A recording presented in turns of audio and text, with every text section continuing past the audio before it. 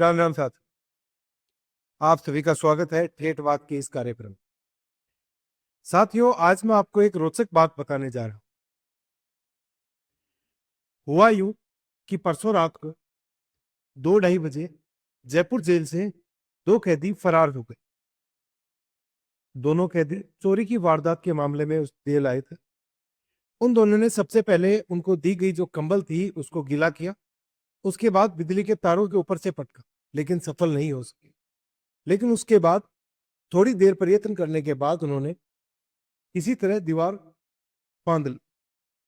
दीवार कूदते समय एक कैदी का पैर फिसला और वो सीधा नीचे जाकर गिरा, और उससे पहले जो उतर रहा था उस कैदी का पैर तार के टकरा गया या तार के छुआ, और तार को छूते ही उसे करंट लगा और वो बेहोश हो गया। देखिए कि दोनों कैदी दीवार से कूदे, दोनों बेहोश हुए। उनमें से एक को होश आया और उसने पहले वाले को जगाया। इसी तरह दोनों खड़े होकर और घूमते हुए एसएमएस अस्पताल पहुंचे, जहां उन्होंने एक मोटरसाइकिल चोरी कर ली। मोटरसाइकिल चोरी करने के बाद में दोनों आपाधापी में एसएमएस से अजमेरी गेट की तरफ भागे। भागते समय उन दोनों की मोटरसाइकिल फिर से डिवाइडर से टकरा गई और दोनों फिर अचेत होकर गिर गए। अचेत होने के बाद वहां गुजर रहे राहगीरों ने उन्हें एक डॉक्टर के यहाँ पहुंचाया, और डॉक्टर के पास जैसे ही उन दोनों को होश आता है वो दोनों वहां से फिर भाग जाते हैं। यहां से शुरू होती है कहानी, एक दिलचस्प कहानी शुरू होती है। साथियों, राजस्थान पुलिस का ऑपरेशन क्लीन स्वीप हम कई दिनों से, कई सालों से सुनते आए हैं। एंटी करप्शन और नारकोटिक्स ब्यूरो भी इसके अंदर शामिल रहती हैं। अलग अलग तरह के विभाग राजस्थान पुलिस के अंदर इस एक ऑपरेशन क्लीन स्वीप के ऊपर काम करते हैं, जिसके अंदर वो नशे के विरुद्ध, हथियारों के विरुद्ध कार्य करते हैं। इन दोनों चोरों को पकड़ने के लिए राजस्थान पुलिस या जयपुर पुलिस ने, खासकर जयपुर पुलिस ने, जैसा कि वहां के एडीजी ने बताया कि उन्होंने इन दोनों चोरों को पकड़ने के लिए खास तरह की तकनीक अपनाई। जो कि दोनों चोर, एक तो अपने घर की तरफ जा रहा था तब पकड़ा गया, और दूसरा वहीं आसपास मीट की दुकानों के बाहर सो रहा था, तो वहां से उसको उठा लिया। लेकिन इसके अंदर सबसे दिलचस्प बात क्या निकल के आई, वो यूं हुआ कि जयपुर पुलिस ने एक नया तरीका इजाद किया। जयपुर पुलिस ने अपनी डीएसटी टीम के 2 खास सिपाहियों को इन दोनों चोरों के पीछे लगाया। दोनों सिपाहियों ने आसपास के क्षेत्र में, या यूं कहें सांगानेर तक के क्षेत्र में, जयपुर के अंदर जितने भी स्मैक बेचने के जो ठिकाने हैं उनके ऊपर निगरानी रखनी शुरू करी, और अपने जितने भी इनके गुप्तचर हैं उनसे निगरानी रखवानी शुरू करी कि किसी तरह क्या वो चोर वहां पहुंचे हैं। क्योंकि दोनों चोर स्मैक के नशे के आदमी हैं, तो वो दोनों वहां तो नहीं पहुंचे।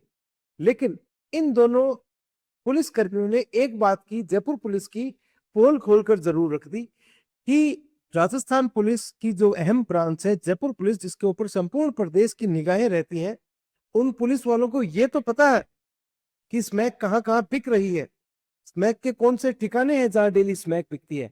इसके बावजूद जयपुर पुलिस स्मैकची या स्मैक सप्लाई करने वालों को पकड़ नहीं रही है, और ये कार्रवाई नहीं करना जयपुर पुलिस के ऊपर बहुत बड़ा सवालिया निशान लगाती है। नई सरकार आने के बाद में जो पहले डीजीपी थे वो पिछले जो रिटायर हुए हैं, और उनके बाद में राजीव शर्मा जब से डीजीपी बने हैं उसके बाद से ये एक अहम बदलाव देखने को मिल रहा था कि राजस्थान के अंदर बजरी माफिया भी कमजोर पड़ा है, दूसरे माफियाओं के ऊपर भी नकेल कसी गई है। या पहले के डीजीपी के अंडर में भी देखें तो उस समय AK-47 और ऐसे हथियार भी पकड़े गए। अभी कल ही मुख्यमंत्री जी एक कार्यक्रम में कह रहे थे कि 4700 किलो अफीम और हजारों किलो गांजा और हेरोइन की बरामदगी भी राजस्थान में पुलिस ने करी है, और नशे के खिलाफ उन्होंने सख्त संदेश दिया कि युवा नशे को छोड़े और देश को जोड़े और आगे बढ़े। कल शाम को एक कार्यक्रम में संबोधित करते हुए नशे के खिलाफ उन्होंने जोरदार भाषण दिया, और उनके उस भाषण से भी ये प्रतीत हुआ कि वो स्वयं नशे के खिलाफ, नशे के प्रति कितने ज्यादा अभी गंभीर है, और नशे की किसी भी प्रकार की नशे की जो प्रवृत्ति है जो राजस्थान के अंदर खासकर बढ़ रही है। क्योंकि सबसे पहले जैसे बात की जाए तो बॉर्डर स्टेट्स के अंदर राजस्थान, हरियाणा, राजस्थान और पंजाब आता है। पंजाब के अंदर से जो ड्रग्स पहले राजस्थान में सप्लाई होती थी, अभी राजस्थान के अंदर बीकानेर, छतरवाला, इधर जो हेड है, या जो गंगानगर के जो बॉर्डर एरियाज है वहां भी ड्रोन से ड्रग्स की सप्लाई होती है और वो राजस्थान के विभिन्न हिस्सों में पहुंचती है।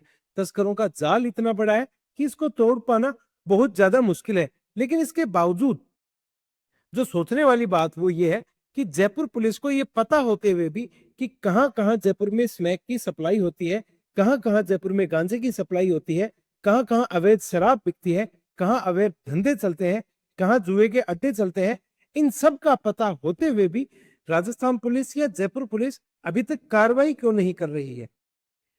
जैसा हमने देखा था पंजाब के अंदर नेता विक्रमजीत सिंह मजीठिया इस ड्रग कार्टेल का बहुत बड़ा उसके अंदर चेहरा था और उसके साथ ही और भी बड़े बड़े नाम जुड़े हुए थे। राजस्थान में भी पिछले दिनों 2 अध्यापक पकड़े गए थे जो गंगानगर के अंदर अवैध ड्रग फैक्ट्री चला रहे थे और केमिकल से नशा बना रहे थे। लेकिन ये सब तो पकड़े गए हैं। अब इन जो कल वाली जो कारगुजारी हुई है उससे साफ पता लग गया है कि जयपुर पुलिस को सब कुछ पता है। या तो कहीं ना कहीं जो नशे का जो माफिया है वो राजस्थान की इस जयपुर पुलिस की ब्रांच को अच्छा खासा पैसा दे रहा है या किसी ऐसे व्यक्ति को पैसा पहुंचाया जा रहा है जो उनके खिलाफ कार्रवाई से हिचकिचा रहे हैं। साथियों, हमारे जो युवा है, हमारी जो युवा पीढ़ी है वो इस नशे से वो इस कदर खोखली होती जा रही है कि आने वाले समय में जब हम देखेंगे तो सबसे बड़ी परेशानियां जो सामने आएंगी वो ये आएंगी कि घरों के अंदर से जवान युवा लड़के खत्म हो जाएंगे। नपुंसकता इस कदर हावी हो जाएगी कि किसी के बच्चे पैदा नहीं होंगे। जो अपराध है उसका ग्राफ दिन प्रतिदिन बढ़ता जाएगा।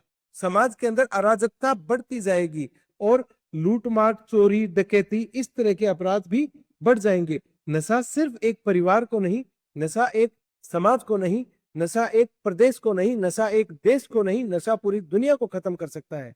नशे के अंदर वो ताकत है कि उसे पार पाना लगभग नामुमकिन सा है।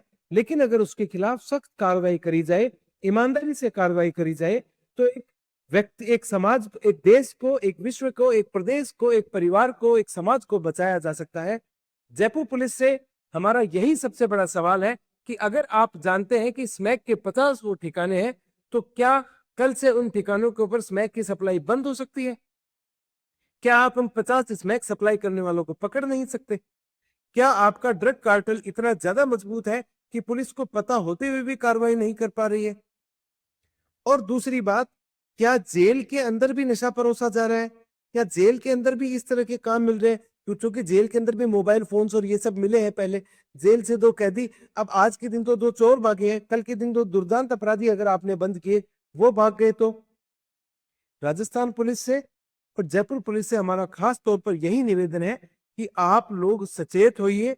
इतने सालों में हमने देखा है कि पुलिस की छवि दिन प्रतिदिन थोड़ी बहुत कभी सुधरती है फिर बिगड़ती है। लेकिन आज की जो खबर है जिसके तहत ये पता चला कि जयपुर पुलिस को सभी ठिकानों की खबर है, तो उन ठिकानों को डीजीपी साहब और एडीजी साहब आप बंद करवाइए, एसपी साहब आप बंद करवाइए, पुलिसकर्मी साहब आप बंद करवाइए।